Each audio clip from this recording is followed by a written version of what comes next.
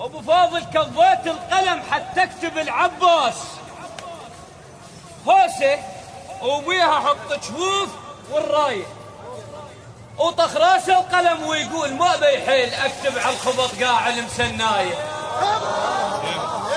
كضيت القلم حتى اكتب العباس هوسه وبيها حط جفوف والرايه وطخ راس القلم ويقول ما بيحيل اكتب على الخبط قاع المسنايه.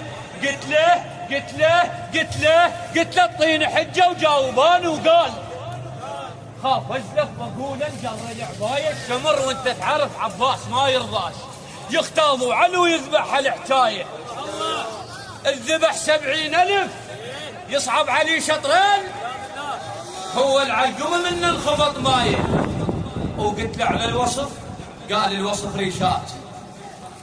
وقلت له على الوصف قال الوصف ريشات بيه انسحق جيش وبكر مايه. ولا تحكي برقي يرجوك يا ام عباس لان ما حد نقل له وقال له بهايه.